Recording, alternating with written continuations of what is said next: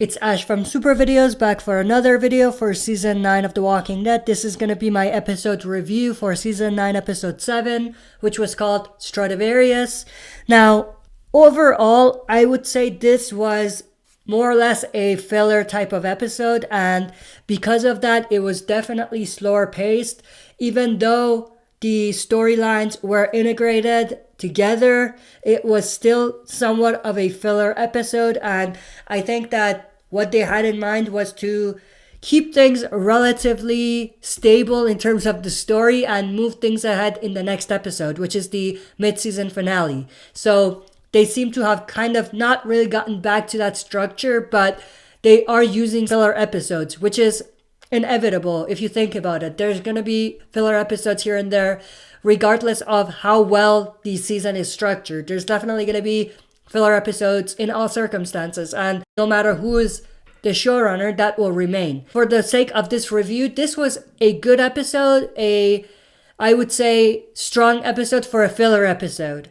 Of course, it was way better and I enjoyed it way more than I enjoyed, or I have enjoyed, some of the filler episodes for season 8 and 7. So that's definitely a plus.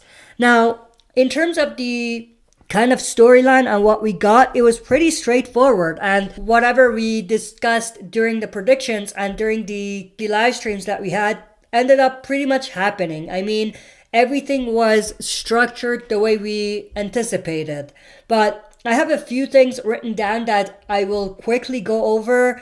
So first off, we have the scene with Rosita passing out and, the whispers around her and everything. I thought that was pretty well done. And, it was definitely a good start. And the whispering was definitely a good kind of tease at the villains that I absolutely enjoyed to begin the episode. We get the reveal that Eugene is missing and he's in a barn and everything. Now, it would have been better if they showed like a minute or two of Rosita actually fighting off some walkers and showing the adventure of Eugene and Rosita getting to the barn. You know what I mean? Because I feel like there's this period of time that's kind of missing. And I know they're doing it because it's supposed to be a reveal later on that they heard things even more afterwards, after what they originally heard. And also they noticed some other stuff. But, they could have added a bit more. Maybe not add any more big reveals, but do give us some more with Eugene and Rosita getting to that point where we start the episode. So I feel like that was a little bit kind of a vague moment, and it was just missing, in my opinion, that they could have kind of added to the episode. We get a lot of information and details about Maggie being gone in this episode, and the fact that she has gone to Georgie's community, or to wherever Georgie is, with baby Herschel, and they basically want to create a new community or build a community or something like that. And of course, we knew this was coming because Lauren Cohan isn't coming back for the remainder of this season. But with that said, I feel that, especially with the way they ended Maggie's last episode and had Maggie's last episode, which was episode 5, same with Rick, it felt like this was a flat story. It felt like there was just something missing. And it's definitely possible that they could revisit this later on through flashbacks or backstory type of movie, because we do know they're doing movies, so they could do that. But I feel like there's a piece of kind of the story that's missing here that I feel makes the story flat. Then we have the kind of back and forth between Alexandria and Hilltop, and it seems like there's definitely an animosity between those two groups and communities. And there's something between Maggie and Michonne. There seemed to be something going on with them. Maybe they went head to head and something happened with them. I have a story coming up about this, but there definitely seems to be this beef between the two communities, Hilltop and Alexandria, which goes back to what I was saying about the story being flat and, there not being enough details or information about what happened during the time skip. Then we have the Aaron and Jesus scene where Jesus is basically teaching Aaron about how to fight. I thought that was just a weird scene and an odd scene, and I didn't think that it worked. I know what they have planned because Jesus wants to get away from the community. He doesn't really want to lead, and Aaron, he wants to learn more about how to fight, and they're meeting in secret, which goes back to the kind of animosity between Hilltop and Alexandria. So I see what they're building, but I feel like it came out of nowhere, and it was just like a shock value sort of moment to see Aaron attack Jesus. But like I said, I do understand where they're going with that story, but at the same time, it felt like they needed a little bit more to add to the story there. And of course, going back to Jesus wanting to get away from the community and not really wanting to lead.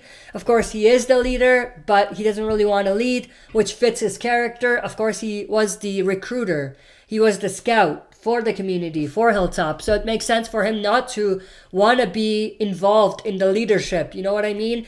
And so it fits his character, and it makes sense. And of course, now that he's not going to really be there at the Hilltop to lead all the time, Tara is taking that position, which in my opinion is ridiculous. I mean, I know someone has to take Jesus's position as the leader when he's not around, but Tara, really? I mean, she's not even a Hilltopper. She's from Alexandria. I don't see why she would lead. You know what I mean? So that's just weird. It made more sense for Enid to be, not even Enid, that wouldn't really work either. So, I don't know, maybe Tara was the next best thing after Jesus. Then we have the whole kind of story between Magnus Group, Siddiq and Michonne traveling to Hilltop. I really liked the scene between them, and how they incorporated the backstory for Magnus Group, not only with how Luke sees art and music and everything and bringing that into the story, but also at the same time getting the reveal about the member of Magnus Group that died. And, seeing that very emotional scene at that moment when they were fighting off the walkers. It wasn't emotional for us. We didn't know any of the characters, but at the same time, it was a great way to humanize Magnus Group and at the same time show us that they can be trusted, that they're just like everyone else. They're trying to survive. Now, I also did very much enjoy the teases of the Whisperers. That was part of them traveling to Hilltop. So that was also great to see. And then, of course, we have the scenes with Daryl, Carol, and Henry. That was all great. I had no problems with that. And I thought it all worked. And, I really liked the awkwardness as well because, Daryl is living by himself. He hasn't really seen them in a long time, I would say. Maybe a couple months. And it makes sense for there to be some sort of awkward back and forth moments between them. And I absolutely love that. And I love that Carol is retaking, I guess, that mothership role. And she's going back to her mothership role, but at the same time, she's a badass and she's savage when she needs to be. And, I love the story they're building for Henry and making him follow Carl's comic arc, at least when it comes to wanting to become a blacksmith and going to Hilltop. And maybe even they will continue that route and give Carl's storyline from the comics when it comes to the Whisperers storyline. But one thing I do want to quickly mention, Daryl got a haircut. Carol gave her a haircut, but he looked exactly the same. So that was all kind of like, really? You could have really given him a haircut and made that be another very cool scene. Even though it doesn't add anything to the story, it's something people have been asking for. And it's something that we would have enjoyed to see. He looks exactly the same before and after he got a haircut. So I don't see how that scene had any significance at this point. Then, of course, at the end of the episode, we basically know that Rosita is at Hilltop. She is not doing so well. She's resting. But Aaron, Daryl, and Jesus basically go out looking for Eugene. And this is a pretty great segue to the next episode, I think. And of course, based on the trailer of the next episode, it's going to be insane. The story that's going to be coming up when they go out looking for Eugene. But like I said, overall, the story was a little slow and it seemed like a filler episode, but it wasn't a bad episode. I didn't hate the episode, let's just say that. And I enjoyed this episode a hell of a lot more than I have enjoyed some of the filler episodes from the previous 2 seasons. That's it for this video. See you next time for another super video. If you like what you see, press like, subscribe for more content, and press the bell button to receive notifications for daily uploads. Like and follow the Facebook page of this channel to join our community, and check out the upload schedule to learn more about daily uploads.